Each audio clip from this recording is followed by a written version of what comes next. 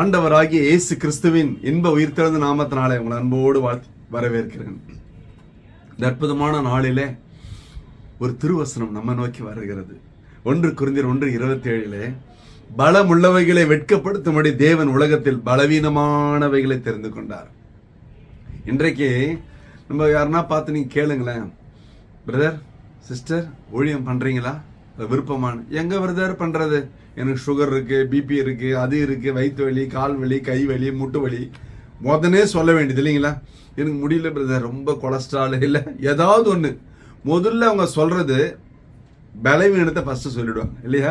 First ஏங்க வரல, வீட்டில் பிள்ளைங்க பிரச்சனைங்க, கணவர் பிரச்சனை, மனைவி பிரச்சனை, வேலையில பிரச்சனை, சம்பள பிரச்சனை, பண பிரச்சனை, உடம்பு, ஏதாவது ஒரு பிரச்சனை சொல்லிட்டே இருக்குது வாழ்க்கை. அப்படின்னா இந்த வாழ்க்கை பத்தாது, இவ்வளவுதான் வாழ்க்கை. இதுக்குள்ள ப்ரோக்ராம் பண்ணணும்ல. இப்போ நாங்களாம் எப்பயும் பிஸ்னஸ் தான், காலையில நைட்டு வரலாம். ஆனாலும் அதில் நேரத்தை ஒதுக்கி என் ஆண்டவருக்காய் எதையாவது ஒன்று செய்ய வேண்டும். எந்த இடத்துல அழைப்பு வந்தாலும் வார்த்தையை, கலப்படம் இல்லாத கர்த்தருடைய வார்த்தையை கர்த்தர் கொடுக்கிறவரா சொல்லுவது. ரெண்டாவது, ஊழியத்தில் எந்த இடமா இருந்தாலும் சரி, உலகத்தில் எந்த மூலையில கூப்பிட்டாலும் சரி, இந்தியாவில் எந்த மூலையில இருந்தாலும் சரி, டிரான்ஸ்போர்ட் வசதி இல்லைன்னா பரவாயில்ல. நாங்கள் ஒரிசால ஒரு இடத்துல நானும் என் ஒய்ஃபும் போகும்போது ஒரு பைக்ல ஏறி போனோம் பாருங்க, 2 பேரும் இங்கேருந்து போயிட்டு அதுக்கப்புறம் பைக்ல எத்தனையோ கிலோமீட்டர் உள்ள ஒரு காட்டுக்குள்ள போய், எப்படியாவது பலவீனத்தை சொல்லக்கூடாது. டிரான்ஸ்போர்ட் வசதி இல்லை, அதெல்லாம் சொல்ல வேண்டாம், அதெல்லாம் இன்னும் மலையேறி போச்சு இல்லை. அதுக்கு தான் ஆண்டவர் சொன்னாரு, பலமுள்ளவைகளை வெட்கப்படுத்தும்படி. உங்கள்கிட்ட பணம் இருக்குது, படிப்பு இருக்கு, அந்தஸ்து இருக்கு, கார் இருக்கு, வீடு இருக்கு, வாசல் இருக்கு, எல்லாம் இருக்கு. என்னைக்காவது ஒரு நாள் அதில் 4 பேரை கூப்பிட்டு வச்சு அன்பா 4 வார்த்தை பேசிருக்குமா? இந்த கார் என்னைக்கு ஆண்டவர் ஊழியத்துக்காக போயிருக்குதா? யோசித்து பாருங்க, எவ்வளவு கொடுத்துருப்பாரு ஆண்டவர். அதான் சொல்றாரு, வெட்கப்படுத்தும்படி. வெட்கமாயிடுச்சு பாருங்க. நான் நினைப்பேன், என் கார் எவ்வளவு ஊழியம் பண்ணிருக்குங்க. இப்ப அதை சொல்ல முடியாது, பர்சனலா கேளுங்க சொல்றேன். என் கார் பண்ண ஊழியம் ரொம்ப பெரிய ஊழியம். ஏன் தெரியுங்களா? அதுல அவ்வளவு பெரிய வார்த்தை உண்டு எல்லா கார்லயுமே. அப்ப நம்மளை ஆண்டவர் வெட்கப்படுத்துறாரு. ஏன்னா பலம் இருக்குது, பணம் இருக்குது, அந்தஸ்து இருக்குது, படிப்பு இருக்குது. நான் யார் தெரியுமா, மிலிட்டரியில இருந்து ரிட்டையர் ஆகி 10 வருஷம் இப்பயும் சொல்லுவார், மேஜர் வந்திருக்கா சொல்றேன் இல்ல, சொல்றமா இல்லையா? அதெல்லாம் விட்டுருவான். அப்ப அந்த பந்தா, அந்த பேரு புகழெல்லாம் வேணும்னா முதல்ல ஆண்டவருடைய வசனம் பலவீனமான பாத்திரத்தை எழுதி கொண்டார்.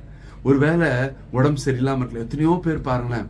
எனக்கு உடனே ஞாபகம் வர்றது, அருள்ராஜ் அண்ணன் ஒருத்தங்க இருந்தாங்க மெட்ராஸ்ல. அண்ணனுக்கு அந்த கிட்னில ஃபெயிலியர் இருந்த பொழுது கூடங்க பல மணி நேரம் நின்று பிரசங்கம் பண்ணுவாங்க தெரியுங்களா? எனக்கு அப்படியே ஆடிடும்.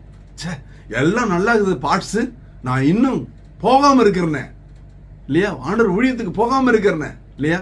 யோசித்ததுண்டா? நம்ம நல்லா அப்படியே குத்துக்கல் மாதிரி இருப்போம், அசைஞ்சு கூட கொடுக்க மாட்டோம்.